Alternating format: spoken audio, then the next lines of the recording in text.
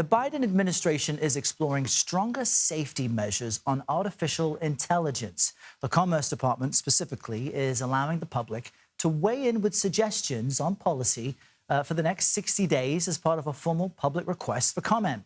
For more on this, I'm joined now by Cat Zakrzewski. She's a technology policy reporter for The Washington Post and has been tracking lawmakers' efforts to regulate Silicon Valley companies closely. It's great to have you with us, Cat. I just want to lay out that, look, some states are already making laws to regulate AI. I'm thinking of Illinois. It identifies whether racial bias is used in AI hiring. Also in California, there are proposals to protect kids online. But just break it down for us. How do you define AI, and why is the Biden administration trying to figure out ways to regulate it?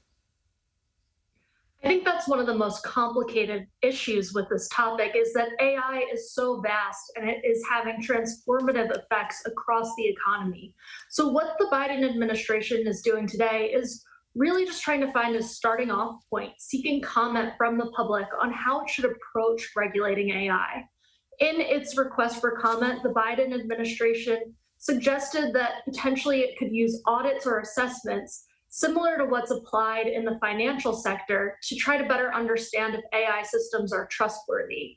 And when you talk about what we're talking about here, when we say AI, the Commerce Department definition is quite broad. It is talking about some of these newer programs and tools like ChatGPT, which are generative AI products that are really transforming how people write and talk online. But they're also looking at a wide range of systems that are affecting healthcare and hiring decisions and employment. Yeah, it also includes machine learning. I mean, there's so many aspects to what people sell even as AI, whether or not it actually is its own kind of independent thinking system. So we know the Commerce Department, as you just laid out, will review public comments and maybe make some suggestions for regulations after that. What regulations could be on the table here? So one area that the Commerce Department seems particularly focused on is this idea of audits and assessments. They asked the public whether there might be a system that the federal government could develop where they would be able to test whether these AI systems are, quote, trustworthy. Are they reliable? Are they promoting biases that exist in our society?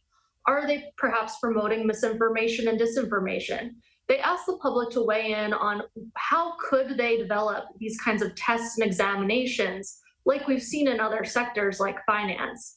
And there are major limitations to developing such systems. There's privacy concerns. These systems are quite opaque and there's major technical limitations to doing that. And so, again, this is really a jumping off point for the administration where they're trying to better understand what direction can they go in as this technology is just rolling out so quickly. Yeah, even based on what you've just said, I would think, I would advocate for, markings to know when an image is created with AI, or if an article is used written artificial intelligence, or if hiring decisions are made using AI. I think all of us should know that. Would you anticipate, though, any pushback from Silicon Valley companies who have already successfully almost like out-innovated the regulation, right? By the time the government comes around to implement a rule, tech companies are already 10 steps ahead. Do you suspect there might be pushback to this? I think there certainly will be pushback to this. I saw an initial reaction from venture capitalists in Silicon Valley warning that the government requiring any sort of audit or assessments could create roadblocks to innovation. And that's really, what we've seen play out over the years when it comes to Washington's attempts to regulate Silicon Valley.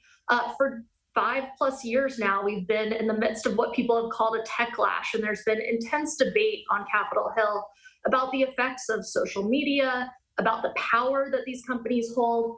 And yet, despite all of that debate, despite the fireworks and hearings with CEOs, we haven't actually seen Congress pass comprehensive laws regulating the industry. And part of that is because it's such a well-oiled machine in Washington and really has very deep resources in order to fight back against regulation and potential laws that could be damaging to the businesses. Yeah, a tech lash. Say it ain't so. Cat Zakrzewski, great to chat with you about this. I know we'll be speaking much more about it in the months and years ahead. Thanks for your time.